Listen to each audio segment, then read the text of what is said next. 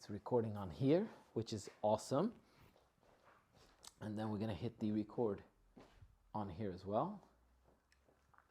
It's recording, and then we're going to hit the record on this thing. And it's recording. And then all we need to do is clap that hand.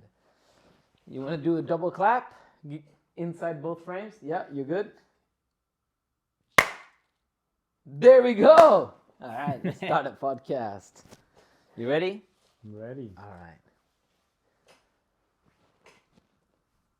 All right, guys. Today with me, I have Johannes Hertel. Is that how you say your name? Pretty much. Pretty much. It's German. I'm Swedish. It's supposed to be easy for us, but yeah, more or less that. So, Johannes, I met you about a year or 2 years ago. Yeah. Yeah. So, Johannes is one of those guys that goes and camps out at Nazare, the world's biggest waves. And he flies drones. We're going to talk about these exact drones that he flies.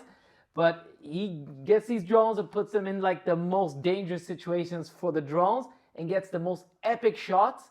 And I'm just going to put some random shots right here, right now, just to get you guys started with what it is. And for anybody who's listening to this, you'll have to go and see it on the YouTube. All right. Johannes, tell me, why Nazare? Why Nazare? All right, then I have to go back a little bit. So I was in the Algarve. As you said, I'm German. Yeah. I live in Portugal, even though my Portuguese is horrible. And I've always been really interested in water sport. So I figured, well, at some point, because I was always more on the wind side of water sports, did shoot some surf, but nothing like crazy. And then I figured at some point, well, Nazare actually seems pretty interesting, and the stuff that I imagined should be possible, I was just not seeing it. Maybe it existed, I don't know, but I just figured, well, I should go up there, just see how it is to shoot it, if it's absolutely horrible or exciting. And I've always been somebody also pretty active physically, as in doing sports and water, so I'm really comfortable on the ocean, but especially in heavy conditions. Okay. So I like that excitement. So I had a lot of ideas and wanted to see how it is. And I just went up there and checked it and immediately kind of got really hooked on like what kind of playground it is. But you brought a drone the first time you went there. Well, not true actually. The very first time was before I even flew drones. Okay, wow. At all. And I was just there for one day, and it was was 3 years ago or something. Okay. The one with COVID, when there was 1 million people there and nobody was supposed to be there. I wasn't there on this one, but it was one of those big days. I think Lucas Fink did the world record on the skimboard or something. Okay. And I just arrived. It was pretty big, really stormy. So when I arrived, I didn't see anything. I just saw the big waves, and I actually saw that it's more than just a lighthouse and a wave, because that's what I always saw on Instagram and any social media. Oh, those photos you see everywhere of just that lighthouse and the huge wave. It's so different in real life, right? Yeah, I mean, kind of when you actually walk to that angle, you notice really quick like where those people shoot it from. But for example, I never knew there's a town.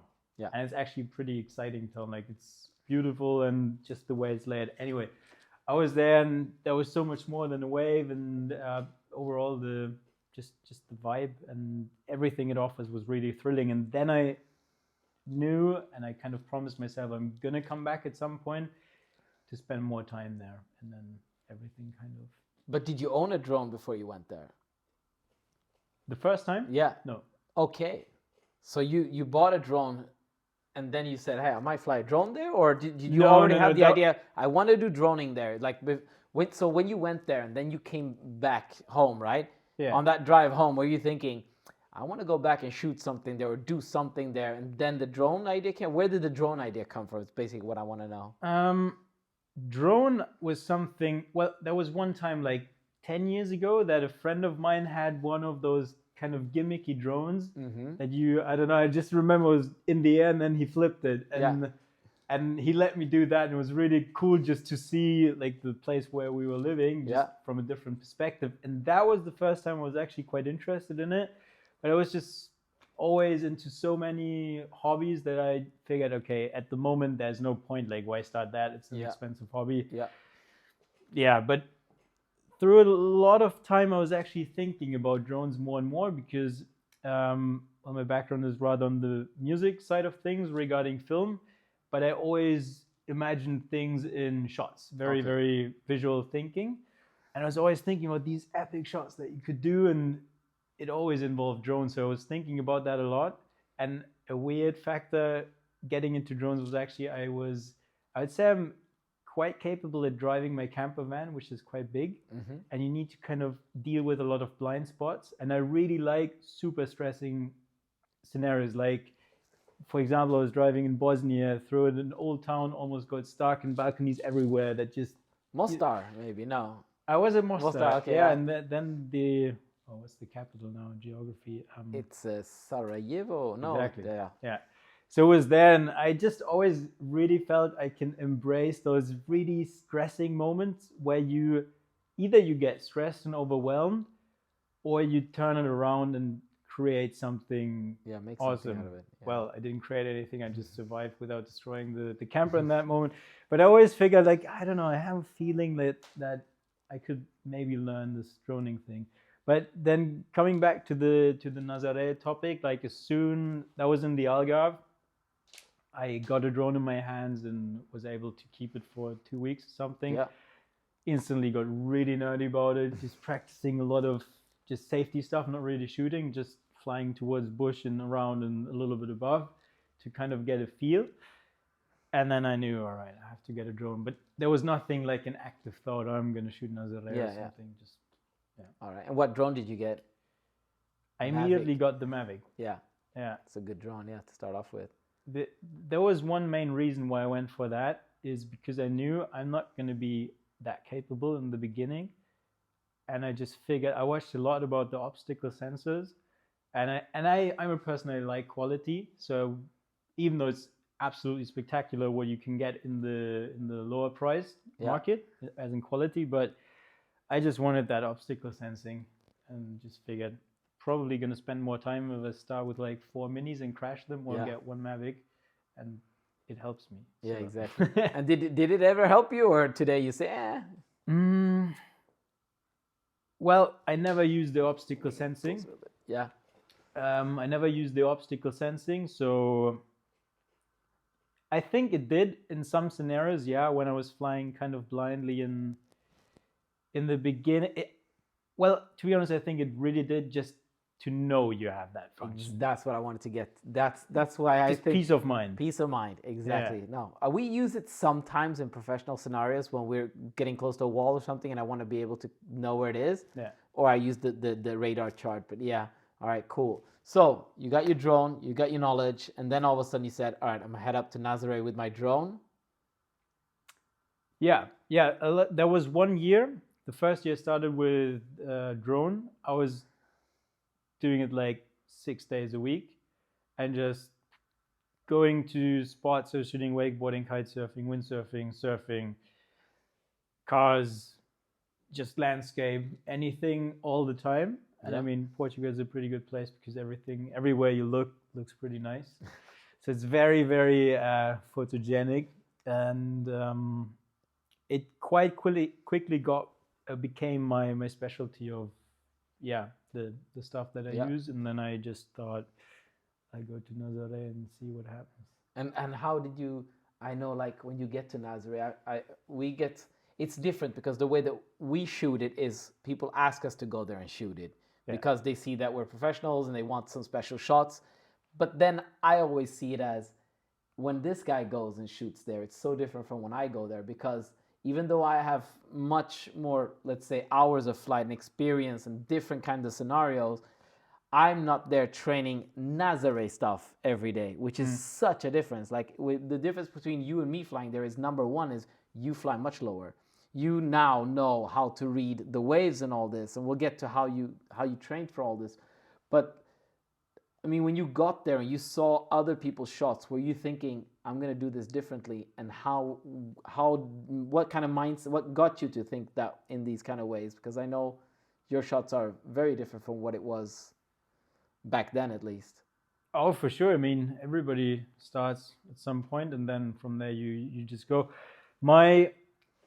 My approach in the first place was just actually to not watch anything, to not compare. Just I had some ideas, some shots in mind, and I knew I needed to work towards them. And if I just go and try them, it's going to be probably not good, or I lose the drone, or just really uncomfortable doing it. So I knew kind of cut down that shot, like what are the basic fundamentals behind that shot that I need to get covered first, so I could ideally get to do that shot comfortably. Because the thing is, with all these nature dependent shoots, I mean, you know, you can't plan like on a set. No. So it's like you can plan that you're gonna want to do that, but you're gonna have to think super quick when you notice, oh well, this is actually that type of shot. Like I can do it now or I don't. Exactly. That's it. Yeah. And then you just need to be ready. Which, in other words, is practice makes perfect. Because I know you now, from all the chats we've had and everything we've talked about, and Johannes is the kind of guy that he has this mindset, this idea put in his head, and he's like, I'm going to do this, and I will be damned if I can't, and you'll go for it, and you'll go for it until you get it. That's much better, actually. Does it good? Now the image is much better. We turned on a light. Okay, so Johannes, you got there, you started flying the Mavic 3, I think, or the first, was that the first one you had when you started flying there? Yeah. Okay, and you had all these shots in your mind, and you were like, okay, I'm gonna do this. Did you then go talk to surfers, or did you just stay on the beach and did your thing until you had shots to show them, or how was your interaction with the people surfing the waves? Good question. So I quickly met 2 people, and it was really early season. I was there pretty much 1 month before the season even started. So I came there sometime in September, and it was really good because it gave me a lot of time to just, you know, get to know some people and start creating some sort of minor network. Yeah. And just fly the spot a lot of times without waves and just see where the dead spots, where's the signal potentially bad, and just before anything where it really comes to the thing I actually want to do there, to already have all these like the safety structures set. And another good thing was that I was living in the harbor in my camp. I met one guy, he was really nice, gave me key to his warehouse, so I had electricity. And Dirk, right? That's no, not yet. No, okay. Not I yet. think that's Dirk, how Dirk came in later. Okay. Yeah, he came in later. He'll come in. The OG. The OG. Yeah, so that was pretty good because I was there all the time, and all the surfers, for probably people who are not that involved in the Nazare stuff, they all have like a warehouse in the harbor, and where all their stuff is just stored. So you kind of stumble across them all the time, which is a huge difference compared to being on the beach. Because if you're on the beach and you fly and you shoot them, you're never gonna, well, of course you can meet them, but you know, they drive to the harbor, they go home, and you're on the cliff or the beach and then go home. So there's no crossing points to meet people. Let me just explain. Because there's a harbor and they go on jet skis out around the lighthouse, and then they surf on the big waves, and then they go all the way back to the harbor. And when you're standing on the beach, you never get to see the surfers unless they're on a wave or a jet ski, but they never come onto the beach unless they crashed and they floated ashore. Unless they beach it. Yeah, or they're hurt and they're standing next to you going, yo, dude, get my friend's shot over there, right? Yeah, cool. Yeah, pretty much. All right. Have you ever been out on a jet ski or in once, and I almost fell off. I was quite a horrible experience, and usually I'm quite comfortable in that sort of stuff, but it was not a big day for Nazare. It was like 3-4 meters maybe, which for me was huge, because for a normal person, anything above 2 meters already is pretty big. And just sitting there on the back of the ski and having like zero control. And also I knew that the guy I was with, like we were multiple jet skis, but the guy where I was on the ski was quite new. Okay. And I seen him flip the ski, so I knew what his weaknesses were. And yet you got on the jet ski. Yeah, the thing is we rotated because I was actually towing on the board a little bit, not into waves, but in the lineup. Yeah. Because I wanted to feel like what that's like. And then we rotated, and suddenly I was with him. I was like, oh boy. And the thing is, he's, don't want to get too much off topic, but he's a firefighter from Brazil. Yeah. So you know, he puts his life secondary, which is a remarkable thing. But in the moment where I was in the back of his ski, I didn't like the fact to know that he's going to put his life secondary, which means minus third. And then we went for a pickup and I almost fell off the ski and it was quite horrible next to the cliff. But Okay. fun experience. Yeah. looking No, I at think now. I want to do that one day. Jose should. has offered me to go, just to go ride on Go it. with him. Yeah, go with Go with Jose him. or Alemão or somebody. Yeah, Yeah, yeah, exactly. Yeah, we love you guys. And also, you hung out there and then you got to meet Dirk. I think that's how we met, actually. I think Dirk connected us, maybe. Yeah, he yeah, did. exactly. Thank you, Dirk. And so you hung out there, you brought your camper van, you had your little satellite dish for uploading footage and stuff, and you just lived in your camper van there, shooting every day, training every day. Pretty much. Whenever there was any conditions, so even the shittiest of waves you could possibly imagine, usually there was people out. Yeah. So it was just, in terms of especially surfing, I think the most consistent spot where you can have high-level surfers. So that combination is pretty unique. Yes. Because, I mean, you can go to, that's what I did before. I went to any beach in the Algarve, Yeah. but it's usually beginners that you're going to shoot. And there, this mix of high-level surfers and conditions that are at least, you know, bigger. Yeah. No, I know sometimes you go to beach here and you get like 5-second waves or something. Exactly. Like in Nazare, you can get like a 20, 30. I don't even know. How long, do you know how long they're on a wave there, more or less? Or can they do a minute? No, not a minute. right? No. Good question. So when they're foiling, that's probably the longest. Yeah. So it's the thing that flies above the water where you kind of have like an underwater wing of a plane and then Yeah. you're above. So with that, you can go a lot longer. But I would say the average ride, well, usually it's quite long, so that's nice because they're towing, so they're Yeah. being You towed can behind already the jet. start lining up and getting your shot lined up because they're already. Exactly. Yeah. And that kind of builds the story when they're towing behind the jet ski, looking for the wave and kind of riding towards the wave, which is pretty cool. So sometimes you have like 50 seconds of towing and then the actual wave is maybe 10, 15. Yeah. So I would say something like that. And then the rescue. And then the rescue, true. Yeah. So it's really like there's a lot more going on than just No, because somebody I'm thinking you have, from the time you go, okay, I see the wave coming, I see that he's going for it. From that moment in, you are zoned in, you're locked in, you got your mission. Yeah. You already know the shot more or less you want, you have a backup idea for a shot, right? And you're going in, boom. Yeah. You are locked in into that zone for like 2 minutes. It's just full focus, right? On Yeah. the shot, yeah. Yeah. And while he's doing that shot, there'll be like 20 drones crossing each other. And before, maybe it was easier for you because you were always the lowest one. But now there's other guys also getting low and Yeah. it can be scary sometimes, right? Well, of course, it's, you know, before that, it was only rarely that you saw these low shots. Yeah. And I have to say there was one guy, Tucker Wooding, that he was my reference as in, this is when you get this low, that's what it looks like. Yeah. And I was flying quite a lot lower in other water sports, but not in surfing yet to this point.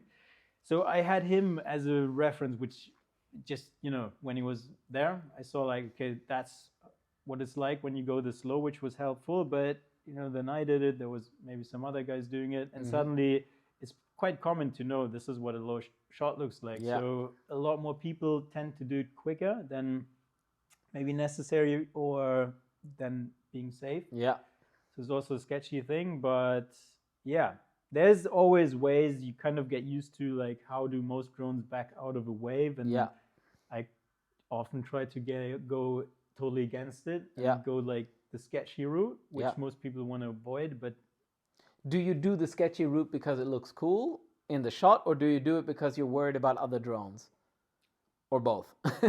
both. Both, all right. Primary is I try to get as not always as sketchy. So sketchy doesn't mean good. That's Yeah. also something especially this season, I saw a lot.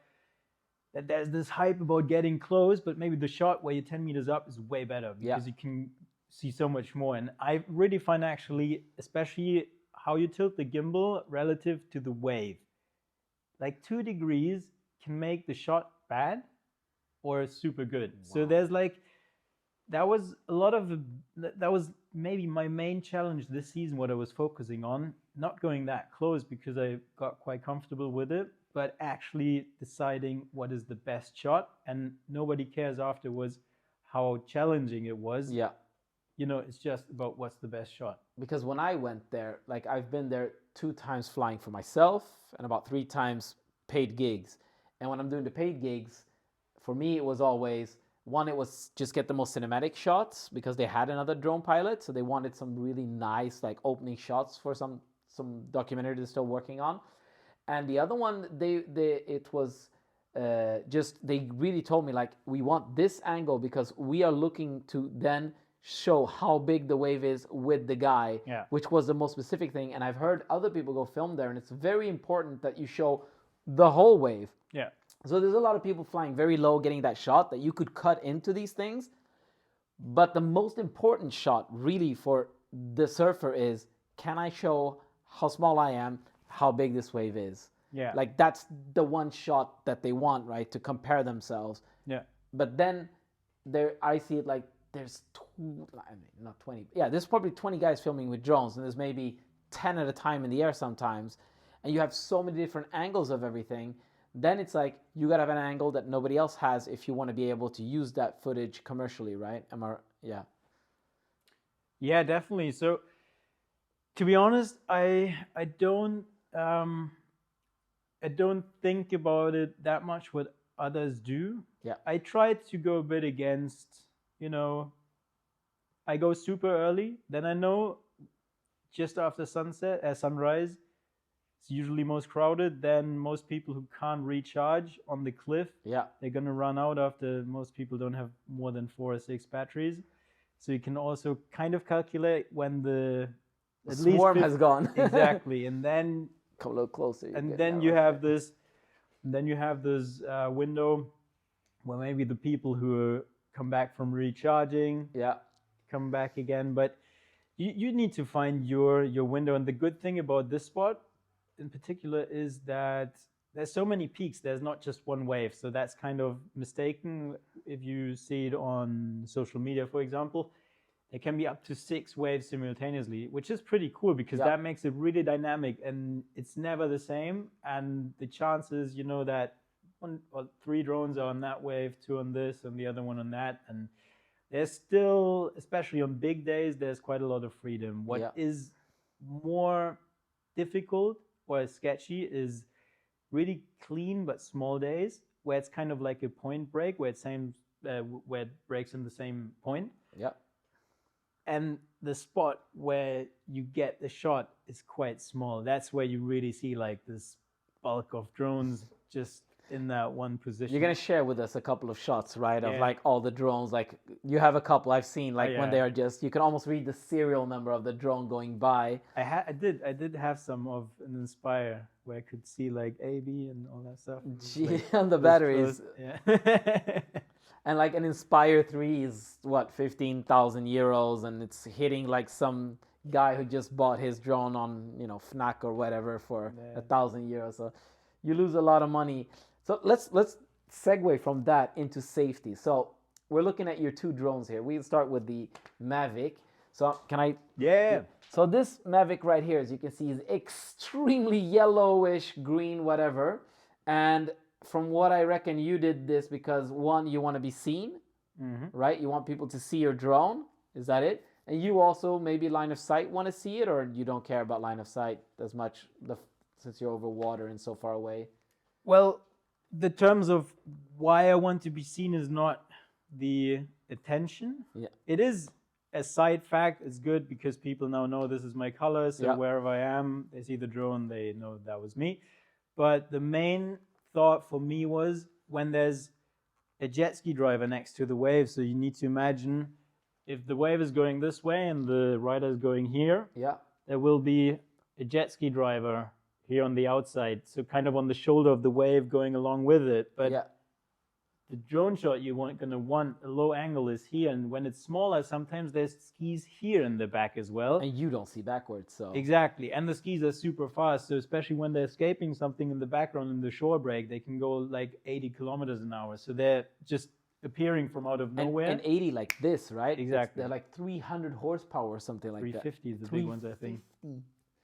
Yeah, so it's like you need to expect, even if you turn around before you're going to take a wave, and if it looks empty, it might not be empty once you turn back and start flying the wave. So I really wanted to make sure that if there's a jet ski driver, they can see it even if they're focusing on the middle, on the outside, that it's so obvious that they're hopefully going to see the drone. And yeah, that was the main. Because like when I fly there, the only thing that I'm worried about, like the number 1 to 100 factor, is me hitting somebody with this thing, a surfer or a jet ski guy. Because like, first of all, I was scared of hitting surfers, but after talking to you, I'm almost more afraid today of hitting a jet ski guy, because it's so hard to get this close to a surfer. Like, I mean, without like, or hitting him or something, because you have more control because you're always looking at the surfer. But if you're going sideways and there's a jet ski there, you don't see him, and he's like gunning for his life at 80 kilometers per hour, and you're coming in sideways. If he gets this in his face, and I mean, they wear a helmet, but they don't wait, you don't want to think about that. Well, you do. Like, you need to really think about that risk, but you don't want to imagine what it would be. Let's put it this way: a lot of people fly there and don't even have a clue about the danger that they're putting other people's lives in with drones. Yeah, the thing is, what I feel is a lot of people just trust it too much. That it's just always flying. But if it drops, it's like, I was on the way while I was driving to you. I was on the highway and there was this bridge, and I imagine, kind of, even if you just fly the drone over a highway, it can be nice, and people don't think about it. So, you're just taking your shot. But it could be the same as a person throwing a little rock off that bridge.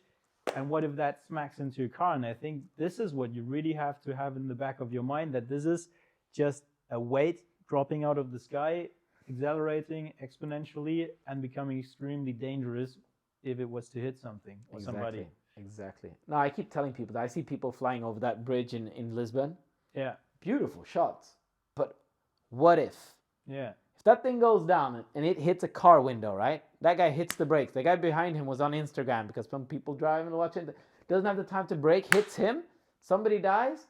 I mean, you're potentially, you're guilty for it. So I like that you think about the safety aspect about things. And I know a lot of people go out there and think that they know safety, but they don't. And like you were saying, you never know with these drones. I mean, sometimes we were just testing the Inspire 2 that I flew a week ago, and we were having really bad signal issues, and I never had signal issues with this drone. So it's like, they work too good, these drones, and you get too comfortable with them. Do you agree? Like, and then all of a sudden something doesn't go the way you wanted it. Exactly. And it's, what's referred to as like black swan events that are like 9/11. Yeah. Something nobody expected. But then it happens, and later and afterwards you can say, oh yeah, okay, now it kind of makes sense, and this could have been prevented.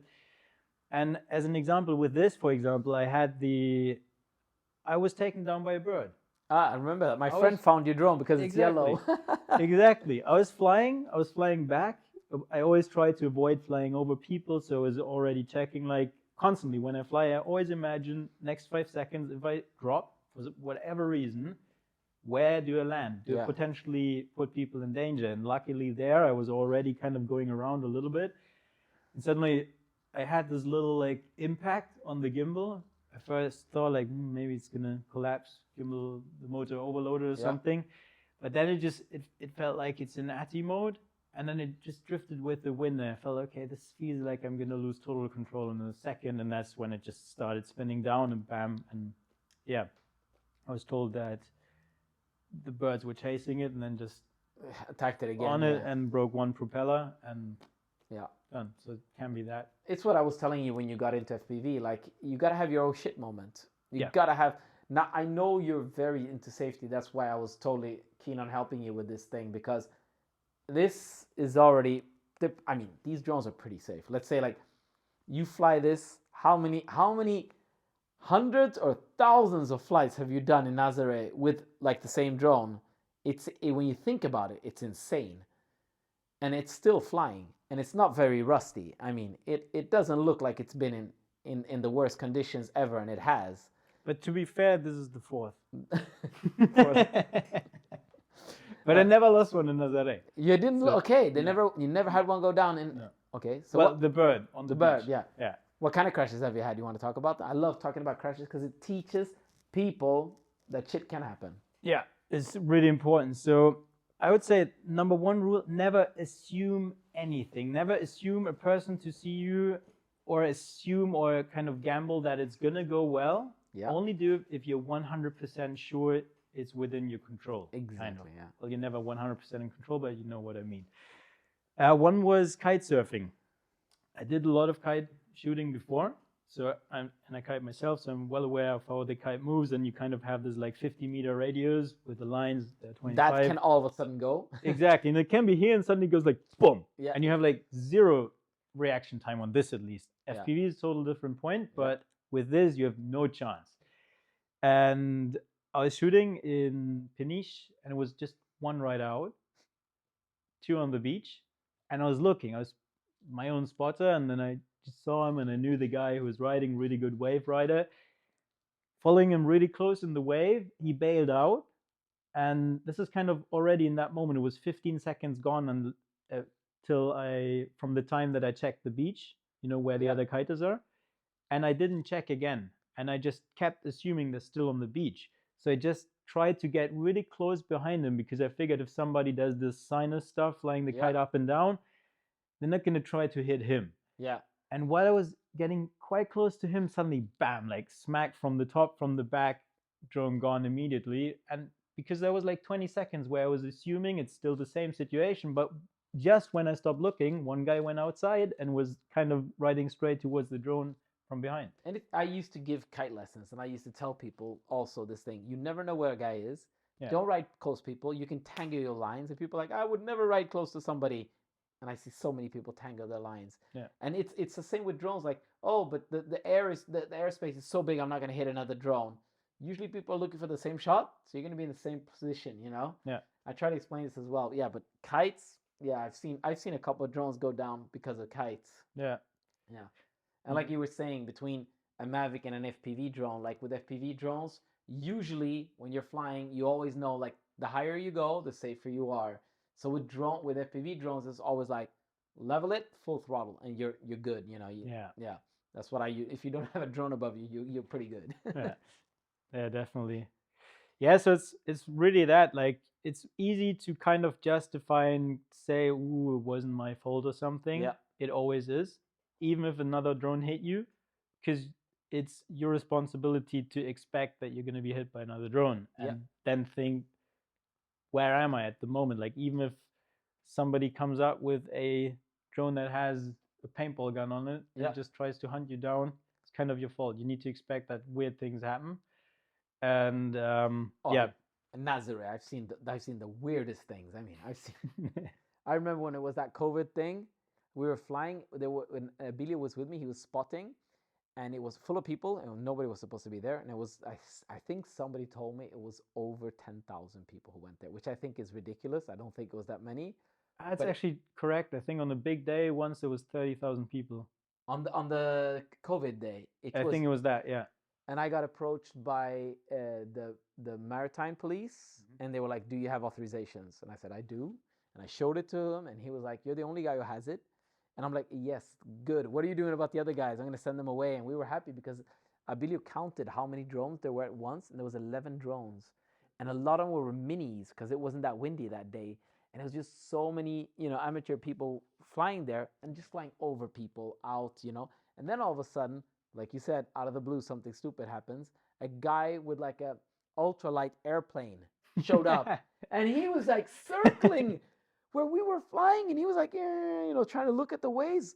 Like, how can you not expect there's going to be drones here? How can you not expect, like, how can you even go fly there? What if something happens? There's like, I don't know how many thousands of people there, and you have so it's like, always expect that shit can go wrong, right? Yeah.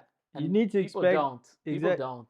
You just need to expect that technology can fail, or people can be really strange like that. And the thing is, when you see the 11 drones, it's probably 30. Yeah, maybe. Yeah. We didn't have any signals. I had to put this firmware at night that gives me 1,500 watt, and I was just burning everybody out of the air. Like I could see people who were like next to me when I turned my drone on. They were like return to home. They were like, oh shit. But hey, I had to work there and I was being paid, so I had to get my shots done. All right, now we're gonna transition to the fun part. So I mean, this is all fun. This is more fun. His shots are amazing, and I'm a big fan of your work.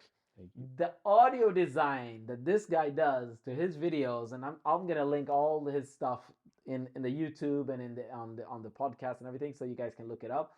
But the audio that you do on these videos is just insane. It blows my mind because I know you're an audio guy, but still, and I think you said you do the score to these as well. You do the music as well to them, or am I wrong there? Well, first of all, thank you. The thing, especially on YouTube, what people want to see the most is no music. Yeah. Which is kind of a battle for me because my background is scoring music for film or games and all that stuff. So I really love to do that, but I don't do it that regularly on these type of videos. Okay. But sometimes, like the last one I think I uploaded The was FPV one had music in it. Yeah, exactly. That was a mix. There was some FPV, some with the Mavic, Yeah. and that track, for example, I did. Yeah. Very nice. All right. So then let's talk about. So Johannes comes up to me and he goes, "I want to get into FPV," and I was like, "Oh my god, another one." And what I usually do to people that I think can actually do a big impact in the FPV world, like I already knew you were gonna do it hard. What I do is I try to see how much they want it. So I'm a hard ass, and you probably noticed that, right? I was being a dick. I usually am a dick when I notice that people really want it badly. I want to know how badly they want it. I'll give them all the information they want, but I'll also be a little bit of a dick and tell them like there are a lot of oh shit moments. Get ready for this. It's not easy. It's a pain. You're gonna need to learn to solder, to do this, to do that, and everything. And I was like, just get a DJI drone. He's like, no, I know the DJI. You knew it wasn't. You had one, didn't you? I did actually, yeah. And it's for this, it's a cool drone. Don't get me wrong. It's a really good drone to get started, to know what FPV's like. It's pretty cool, but you cannot get super dynamic, very well made shots with that drone. Yeah. Yeah. So the thing, what my intention was, is since I was that lucky to meet you, like otherwise I would have had no chance. So thank you for that. My idea was if I managed to find the right people and that are experts at that there might be a different kind of way to learn it. Yeah. Because I've always been, for me, it's always been like an instrument in music. So I know basic things about it, but you're not gonna want me to build it. Yeah. But I can thrive when I play it. But I'm, as you told me a lot of things, and I was not underestimating it in any way.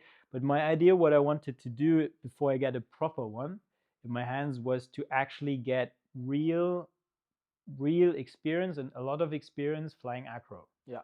And just to have these scary moments, to just have done it like 200 times already, to get these weird moments where, to be fair, there's not even a talk about performance and flying at that level, at that stage. So I knew it's not going to be about the camera and it's not going to be about the actual performance of the drone. Yeah. I just need to be flying acro in the environment that I'm planning on flying, because otherwise I'm probably going to lose this on the first flight. Yeah. That was the only intention. And for that, it was really good. But of course, it showed the limits really quickly, apart from the nice flight times. Yeah. And the return to home, which is amazing on it. Yeah. Yeah. But which we're starting to get on this thing as well. That is amazing. That is also, again, just peace of mind thing. Yeah. Even though you might not use it sometimes, for sure. But also, we have a camera that's about to run out of memory over there, but we'll see how long that goes. But we need to keep a check on it. All right. So let's just try and wrap it up another 5 minutes here. But so the cool thing is, like, you got into this, you asked me what to get, and I told you, let's go for the same frame that I fly. This one has 6-inch frame on. It's a 6-inch frame, so it's got 6-inch propellers on it, so you can fly a little bit longer. got a little bit more punch in it. You can put a little bit bigger batteries and everything. You're flying the GoPro. I know you were already saying like in the beginning, no, I don't want GoPro. I want better. I want better. Now you're pretty happy you did went with a GoPro, I think. But I know you want to go better. Of course, Yeah. we always do. But it's been a really cool drone, and I'm looking at it right here. And how many times would you say you've flown this over Nazare waters? Because it looks brand new. Well, I've become an expert at cleaning that thing. So you got pretty good at cleaning this thing, right? My main skill. Your main skill is cleaning this thing. Okay. What do you clean this with, may I ask you? Because I use a wet towel, very innovative. okay.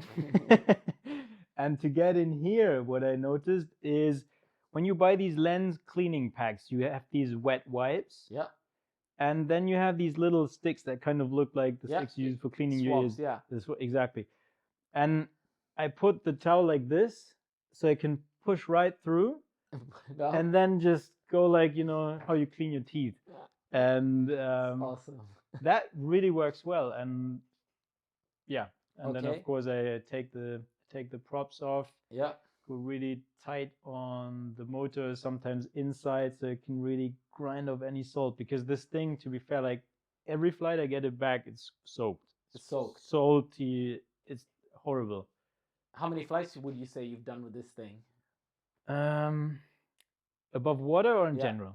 No, above water, above Nazare water spraying on it. Would you say you've done 100 already? Because it looks, I'm not going to lie, this thing looks brand new. For anybody just listening, this thing looks like it came out of here.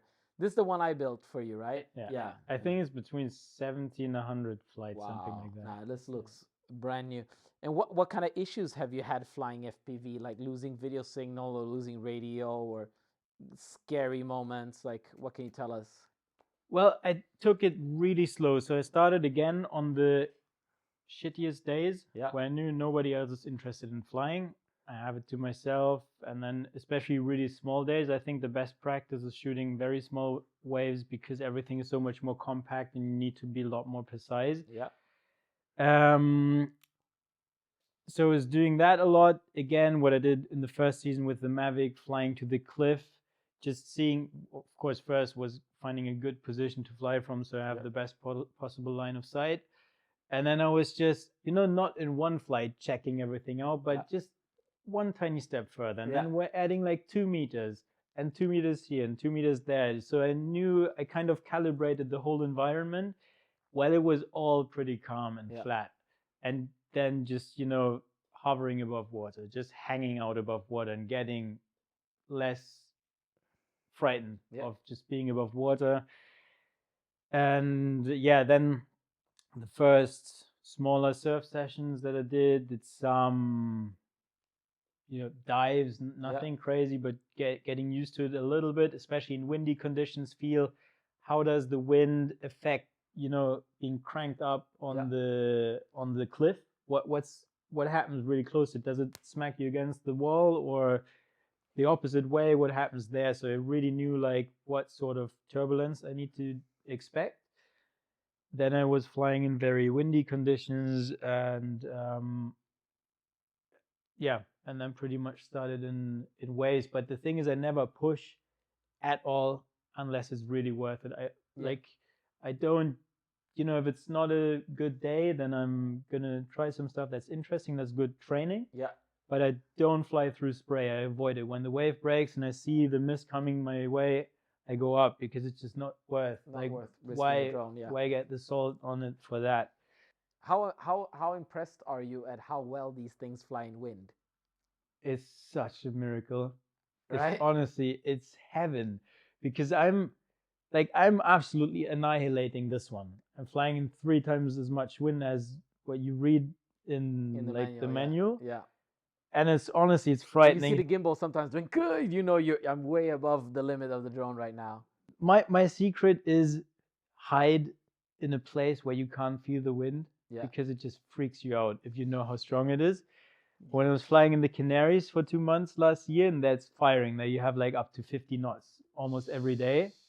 and it's for nuking. So you can forget fly like gaining distance into the wind. Yeah. You go backwards. It's more like sailing, trying You to use keep the you use the. That's what I usually do. Like I'll go out against the wind, wait for it, and then use the wind coming back in to get it a little bit smoother as well. Especially with older drones, we had to do that a lot because the gimbals would just freak out. Exactly. But there you can't do much. It's just you can get in a position, kind of keep up with the shot, but you can't play. You cannot actively change. You have no power. And then with this one, other than you have a little bit of tilt. that's It's a little just- bit. It's like I observed it yesterday, actually, a couple of shots when we were shooting. It was also around like 40, 45 knots. And I was flying this before and then this. And obviously the horizon was beyond 45 degrees sometimes. But what you can do so much still, and it was absolutely amazing. And I was really, really surprised that it was still flying really stable, because before that I was flying in the mountains, and for skiing, and it was 3,000 meters up, and there was a really steep ridge, and in that wind, wow, it just jumped like 2 meters up and down. I was just flying like, oh my god. Because you have also when the higher up you are, the less wind you have. And then the props are spinning much faster. Yeah. So you either need different angle props. Yeah. So I could have told you that. Now you know for the next time. Get you some other props. You need more pitch, or you get more high, or you get higher or lower. Can't remember. I think it's higher kV. Yeah, because you need to spin it faster. So you get higher kV motors. Okay. Yeah, but the way I built these things and tuned them is basically so that there's as rigid as possible, so it doesn't excite itself when it gets thrown around, you know, and that has to do with the PID loops and how you do the PID gains and how you tune it basically. So I knew you were gonna fly this in some weird winds and getting shot around, so I really tried to like leave it in a way that it was smooth. Also, like the rates that I installed for you are basically my rates, which are a little bit more like slowish. They're not for racers. They're not for freestyle pilots. They're really for getting, I hate the word, but cinematic shots, you know, like just smoothness. But it's right? true. And especially keeping a shot. Like often the still shot is the most difficult. Like locking it in and then go again. The biggest compliment I get on set when we do like with all these the cinema work we do and the ads and everything is like when director of photography's DOPs come up to me and go, "You really know how to fly slow. I like that." And that's like flying fast is easy. That's the easiest part of FPV is, you know, flying fast, flips and flops. But getting that, you know, they want that shot going just like that over a couple of seconds. It's not easy. You got to plan that thing. Let me show you what I've got going on here. So this might be something for you, but it's not on you would put it on your frame, of course. But do you know what this thing here is for? No. Osmo Pocket. So you could fly gimbal. Okay. Sick, you're right. And now we're trying to figure out how we can tilt it. Yeah. And you'd have to know, there would be no video feedback, but you'd have to know more or less what tilt you had. But working on it, and it'll be on a switch on your remote. That's super nice. That's really cool. Yeah. All right. So for anybody wanting to go film with drones in general, this is such like a master class, I would say, listening to how Johannes does it, because I see people, or I talk to people who ask me regularly on Instagram, "Hey, I've seen your stuff. I want to get into drones. How do I do it?" Well, if you want to just go have fun, just go buy DJI Avata or a Mavic if you want to do FPV.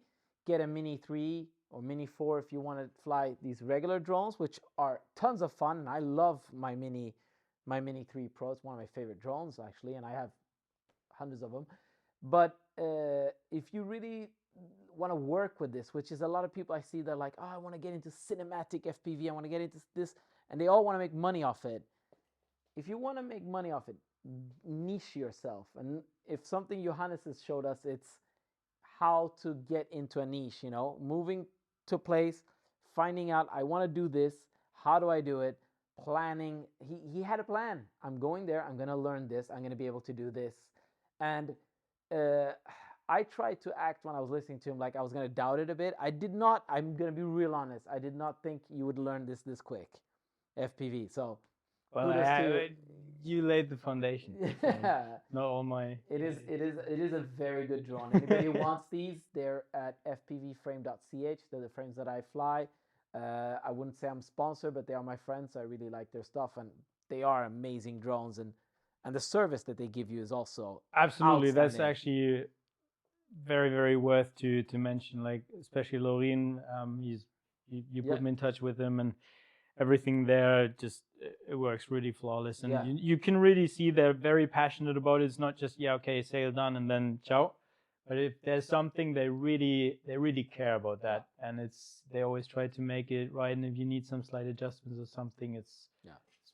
proper quality and custom service. So that's really nice. So not in any way bashing on anybody or any brands. This is just a way of thinking, and I don't know if it's because I'm a bit Swedish, you're very German. But the thing is, when you look at these, I'm not saying you shouldn't go out and buy the cheapest drone or whatever, but when you look at these things and you think about this cost maybe 1,000 to 1,200 euros, you could get something for 600 euros, like the Nazgul, which is a good drone, but you wouldn't trust it the way that you trust this thing. And flying where you are, your number one thing is trust in you, in your equipment, in other people around you, and whatever's happening, right? You got to control all the environments around yourself. So that's super awesome. It's really like I absolutely agree. Of course, it's if you have a very limited budget, then that there is always the option to go with the most affordable version. But if there's some sort of slack, even though if it's difficult to go for that, it really makes sense, because it doesn't really help you if you save, let's say, if you for that one drone you pay 60% of the other one. Yeah. But in the time while you're flying the other one all the time, you have to buy 3 of them, for example. And as you said, that trust, like I think it's just not possible if your number one thought is of being scared of crashing it, which is healthy and you need that. But if you're kind of doubting the equipment you're on, you cannot focus. You're already multitasking. By that, you're really limited. You cannot really focus on what you're doing, and that makes you more prone to making mistakes. So it's and I want to put this in another way as well, which is something I see people do, which is good and bad, is you can go out. Let's say, for example, now they hire me and they say, Dave, we want you to do 10 days in Nazare. We want Mavic 3. They show me his shots and they go, I want his shots. I can just go buy 2 of these, right? Go down there, sit and train for 2 days and get as low as I can. Doesn't matter if I lose the drones. I just go to DJI Care and get new ones. You pay 300 euros, 400 euros, whatever it is, and you get a new one, which is fantastic for a lot of people. But when you think about it, it's really bad, because then people are not thinking about the safety. They're just thinking about, if I lose it, oh my God, okay, I lose 400 euros, but I'm making this much a day if they use normal day rates. And so it begs to differ, because then that also is a bit scary, that people are like, I don't care if I crash because I'll just get a new one, which is not the case with these drones. Like if you lose this, you've lost 1,200 euros, a GoPro, footage, and also it's bad for the environment because you're sinking shit into the ocean, which is a sad thing. Absolutely. I couldn't agree more with you on that. Especially I would say kind of sloppy intention in the first place to be willing to lose it is, of course, there's some things where it's justifiable, and I've even done that with this. Just deciding, okay, I'm going to fly in these conditions now. I'm going to say thank you and goodbye to the drone, because the chances are it's not coming back. But it's a very, thought. I put a lot of thoughts into that decision. But when people go in and with that, just thinking about the cost of the drone, that's already where it's wrong, because the cost of that drone doesn't matter if you smack it, even if it's with 30 kilometers an hour. If you smack that in somebody's face, you don't even want to think about that. And to be fair, like with this, if you have the 1 year DJI Care, which you have to refresh, because if you crash this in water sport stuff, it's gone, so it's a flyaway. You pay 700 for the flyaway, and you need a new Care refresh to have another flyaway if you only have that 1 year contract. Okay. So you're actually around 950 for a new one, which is not that cheap. It's not that cheap. Yeah, I thought it was gonna be cheaper. Yeah. Yeah. I try not to crash DJI drones, so I'm not too much into the prices. You're on your fourth one now. Yeah. Amazing drones though. They're really good. DJI makes some amazing Incredible. drones. Yeah. Incredible how reliable. Yeah. All right. So anybody you want to follow Johannes, I will put all the links in there. If you want to go out to Nazare and watch some big waves, you should go. It's amazing. What are you gonna do off season? Off season is my other on season for the wind stuff. So it's winter is usually, especially Europe, you know, the wave season, and then it's windsurfing, kite surfing, that sort of stuff. And and then it goes fully into howling wind. So I'm probably gonna spend quite a few weeks or months in the Canaries. There's a lot of competitions of the World Tour. Yeah. So there's a lot of live streaming coming up probably. And we're working on something we might show you guys soon. That's going to be very interesting. That's going to be cool. And so always in between, that's the main thing. And that's the goal. I think we're kind of the same in that sense, is if it's for a job or not, we're kind of doing the same thing. It's just like push the boundaries. Yeah, exactly. So it's like, just what can we do that nobody else is doing? And how much fun can we have doing it? And it's and it's not so much about money or whatever. It's just doing something nobody else is doing, which is quite cool.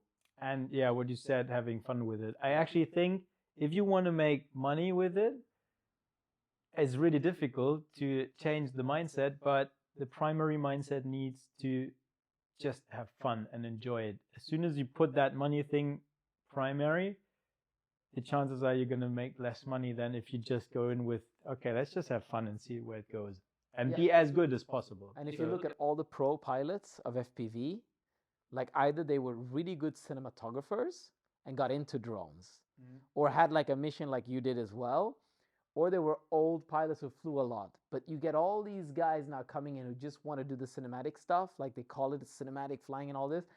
And you see a couple make it, but most of them, they stay at this certain level and they don't progress around it. And if you are one of these and you feel like you're not progressing, listen to what Johannes said. Pick something that you're passionate about, like Johannes is, and like, how can I do this better than not anybody else, but to my best knowledge? And somebody probably will come around and say, hey, this is amazing and I want to pay for this. Yeah. And I think often it's actually the non-drone related aspects, experience in any person's life that give you some advantage in some area maybe.